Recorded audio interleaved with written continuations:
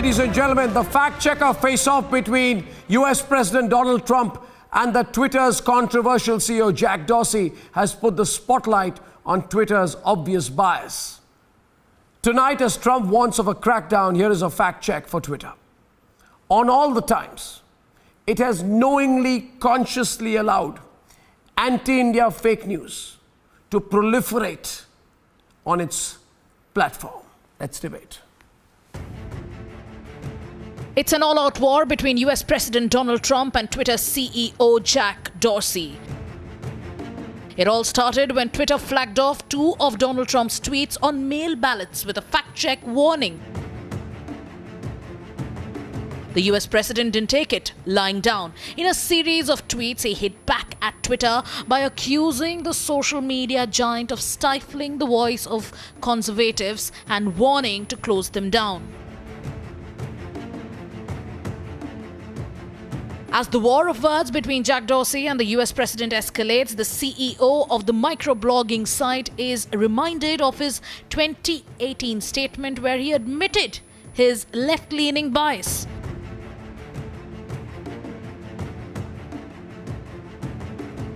Back home in India, the controversy is gathering steam. Just 2 years back, Dorsey himself was seen propagating the views of the pseudo-liberal left-wing lobby on Indian soil with the Smash Brahminical Patriarchy poster. And even looked the other way and allowed the peddling of fake news to suit a certain narrative. Twitter has chosen its side. So will the fight in the United States of America have greater repercussions in India? Let's debate.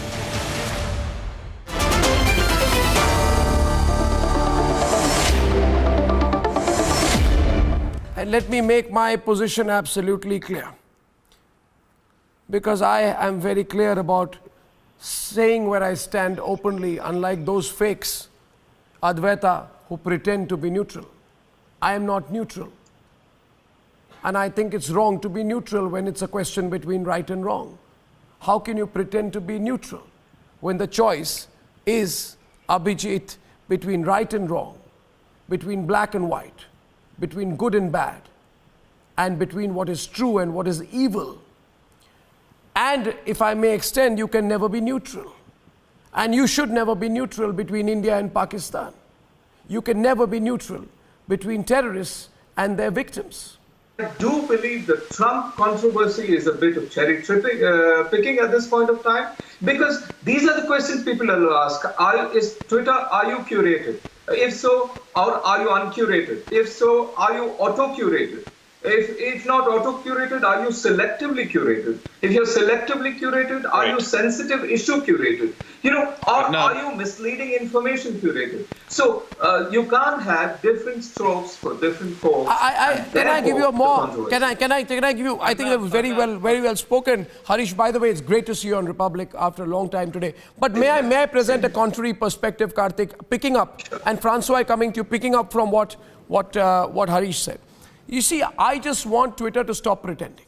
There is a person apparently who holds a position of director policy in Twitter India called somebody called Mahima Kaul. She says, Congress, when it wins, it is always very comforting. Congress, when it wins, it is always very comforting. And then she asks, but why? And then she puts a smiley. It's all very cute. The person is obviously a profound Vadra Congress supporter.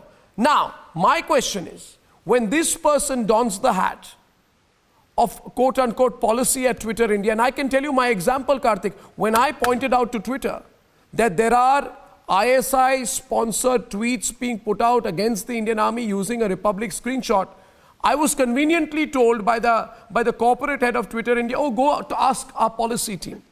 You go to the policy team, but who are you going to? You're going to a person who says, I'm very comforted by Congress party victories.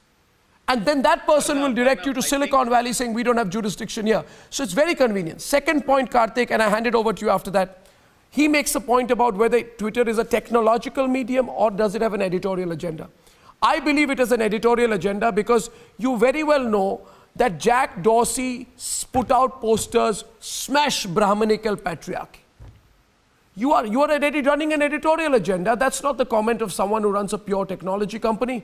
Kartikeya, on Twitter pick sides, our trending debate tonight. Your views? Arnab, you're absolutely right. So Twitter will have to decide, or India will have to make Twitter decide whether it's going to be a neutral platform where free-flowing ideas are exchanged. There's people providing content and people consuming content, or is it going to editorialize content, which it clearly is doing in the case of India, and now it's beginning to do in the US. But, so it has to pick one side. But it seems like Twitter is now, the Democrat vice presidential candidate in the United States, the running mate of Joe Biden. And maybe come 2024, it may well be the principal opposition party in India because the Congress is down in tatters. Liberals are the real illiberals, as someone pointed out earlier. They lack the ability to tolerate other viewpoints. And the leftists among those are even worse. They seek one or the other reason to shut contrary viewpoints instead of having the courage, the intellectual clarity, and the certitude, not just in their own views, but in basic facts, to reply a book with a book, an op-ed with an op-ed, and a tweet with a tweet. Not facts, not the truth, not convincing arguments, but instead Twitter is their army chief, and Twitter's terms of service, which are whimsical, arbitrary, and opaque, which would put Middle East dictators to shame, are their weapon. It's really an unfortunate state of affairs how Twitter's terms of service are used selectively to editorialize content, to shadow ban conservative viewpoint, to shadow ban in India points that are sympathetic to the government, points that are sympathetic to the army, and how fake news is propagated on just one side. I mean, we saw a tweet, I just saw a tweet this morning by someone who's championed lies and fraud all the time, Rana Ayub, on how how one migrant child died, after traveling in a journey. And it made it seem as if, the death happened because of the train journey when the Ministry of Railways had to point out a clarification. So why is that not editorialized? And why is basic opinion, not even facts, just basic opinion? Why is that editorialized Kartik, and shadow ban? Kartik, if I may take off one second before that, viewers, because I believe that this is a particular individual you speak about, Rana Ayub, I'm told, don't know the person, but the person has only come into prominence because of a consistent peddling of fake news. Now, when you peddle fake news, this person, Rana Ayub, peddles fake news and says a 4.5-year-old son of migrants died at the railway station on arrival on a Shramik special train. While his father desperately hunted for some milk he believed will save his child. Now, what this individual says is, I am only forwarding a piece, in this case published by a paper. But when you're making such a profound editorial comment on it, it is so sad, viewers. This was such a lie. Has there been an apology by Rana Ayub? And point number one. Point number two, will Twitter, therefore, because at a time of national crisis when Rana Ayub puts out such a lie, will Twitter gather some honesty? Honesty to maybe suspend her account or cancel her account? Would they have done it if Advaita Kala had done it? Absolutely. If Abhijit Iyer Mitra had said that, Anand Ranganathan had said that, they'd be suspended for years. Now my question to you is, and here's my challenge to Twitter. The person who spread the biggest fake news of late is not even Rana Ayub. It is her presumed Lord and Master Priyanka Vadra. Now my question is, well, listen to me, Sanjay. It's going to be a tough response from me, so take it. Francois Guattier is with you. The biggest fake news peddler recently was Priyanka Vadra. Priyanka Vadra has a blue tick. And she put out the following fake news. Kartik, you know it, Kartik. She said that in an Ahmedabad hospital, people were segregated on the basis of Hindu and Muslim. You know that. Completely false. Now, if I assure you, if Kartikeya Tanna had put out that news, and it had been proven to be fake news as it was, Kartikeya's account would be cancelled, not suspended for years.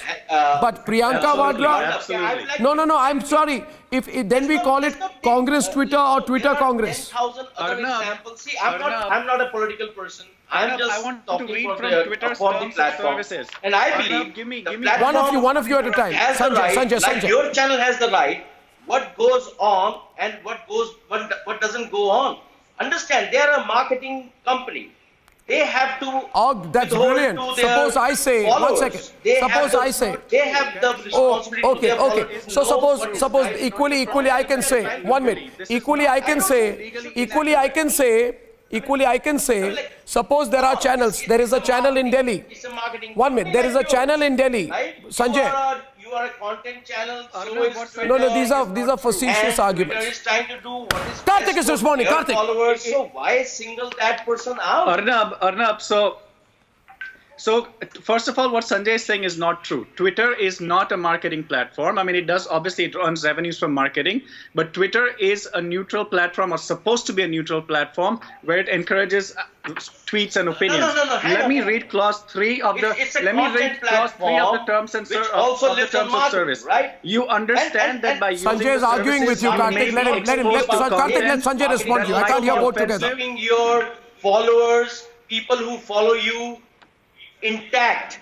It is so.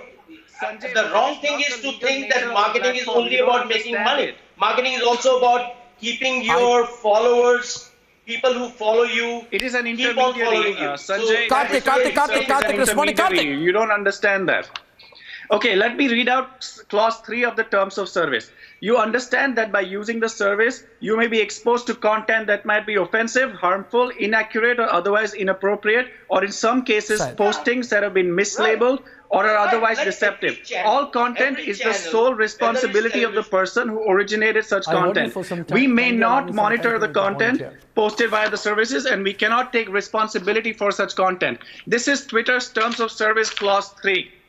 This is what it says. Yet, it heavily editorializes content that does not reflect its political viewpoint, its political bias, and we see that in US, in India, all over the world. And that is why Twitter needs to be taken to task under Indian laws. Let me make a point. Okay, Sanjay, I think one of the greatest dangers of Twitter, and I want to point this out today, is the fact that it was always promoting a communal agenda in this country. That is, Advaita, if you ask me, Kartik, that is what worries me the most. There is an American citizen who handles a rag of a website in India. That American citizen who handles a rag of a website in India said that Muslim families are hiding in riverbeds after being driven out from villages in Hoshiarpur. The Hoshiarpur police had to actually put out a clarification. Now it's extremely dangerous. Extremely dangerous. Would you be able to propel such a religious polarizing agenda in the United States of America, Kartik? Would it be possible to do that? Would Twitter get away with it in the US? They wouldn't, right? Why are they doing it in India? Because their idea is to drive a wedge between Hindus and Muslims. That's what Twitter wants to do. That's what their intention is. Arnab, having listened to all of this, I think there's still a silver lining in this. As Anand Ranganathan earlier said, Pele, they were in parliament, in majority, then they were in media, then they were in the regular establishment, and now they're reduced to Twitter, a social media platform. The fall of the opposition space in India is really visibly palpable, and the rising bias of Twitter is actually the death knell of the opposition space in India, if you think about it carefully. And once India applies the intermediary law, which actually applies to platforms like Twitter and Facebook, in its strictest terms, Twitter too will face the heat. And at that point of time, you will see the complete death of the left liberal space, whose army chief now is Twitter. Arnab, can I come in, please? Yeah, but we must not call them leftists. They're not leftists by any measure. Facebook was used to discredit. I can call it in quotation, like left liberals. Fine. Republic is used to propagate right-wing ideas. What is right-wing? Now we have yes, right in the sense against the wrong. I would rather be right-wing than wrong-wing. So that is. I think the best thing is an application of the intermediary law or an equivalent of that. Kartik gives a fantastic idea. We'll take it forward. We'll ask the Indian lawmakers. The members of parliament. We will take that proposal. We will ask them what the members of parliament think about it. Put in such a law and let's see, Twitter either follows the line or gets out of India.